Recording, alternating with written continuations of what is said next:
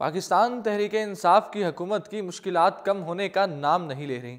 एक वजीर इस्तीफ़ा देता है तो दूसरे पे नाअहली की तलवार लटक जाती है। जुल्फी बुखारी के बाद अब फैसल वाडा की दोहरी शहरियत भी अदालत में ज़ेर समात आ गई। फैसल वाडा की दोहरी शहरियत पर इलेक्शन कमीशन को नोटिस भी भिजवा दिया गया। तफसीलात के मुताबिक वफाकी वजीर बराए आबी वसाइल फैसल वाडा की दोहरी शहरियत भी उनको अदालत के कटहरे में ले आई।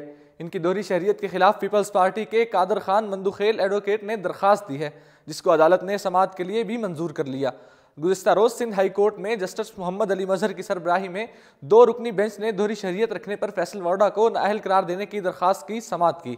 इस मौके पर अदालत ने दरख्वास्त की समाअत करते हुए फैसल वाडा के वकील को हिदायत की कि वो 20 दिसंबर तक अपना जवाब जमा करवाएं। दूसरी जानिब फैसल वाडा की दोहरी शहरियत पर अदालत की जानिब से इलेक्शन कमीशन को भी नोटिस भिजवा दिया गया। याद रहे कि इससे पहले वजीर आजम के मशीर खसूसी जुल्फी बुखारी भी दोहरी शहरियत की वजह से सुप्रीम कोर्ट में नाअहली केस का सामना कर रहे हैं। इस पर जुल्फी बुखारी की जानिब से भी जवाब जमा करवाया गया। जुल्फी बुखारी ने नाअहली केस में अपना जवाब जमा करवाते हुए इस्तदा की कि नाअहली की दरख्वास्त को खारिज किया जाए। इनका कहना था कि ओवरसीज पाकिस्तानियों के मसाइल हल करने में वजीर आजम की मुआवनत करता हूँ। आलमी इदारों से अगर मुआवनत ली जा सकती है तो दोहरी शहरियत वाले पाकिस्तानियों से क्यों नहीं। समुंदर पार पाकिस्तानियों को वोट का हक भी तो अदालत ने ही दिया है। इन्होंने ये भी कहा कि वजीर आजम को मुआवने खसूसी तैनात करने का मुकम्मल इख्तियार हासिल है।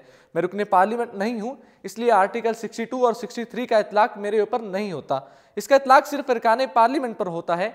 बरतानिया में ही पैदा हुआ हूँ, बाद में शहरियत हासिल नहीं की। दूसरी जानब फैसल वाडा का ही इसी बारे में कहना था कि अगर चीफ जस्टिस कहें तो जुल्फी बुखारी दोहरी शहरियत छोड़ने को तैयार हैं। वो सिर्फ और सिर्फ पाकिस्तानी शहरियत भी रखने को तैयार हैं।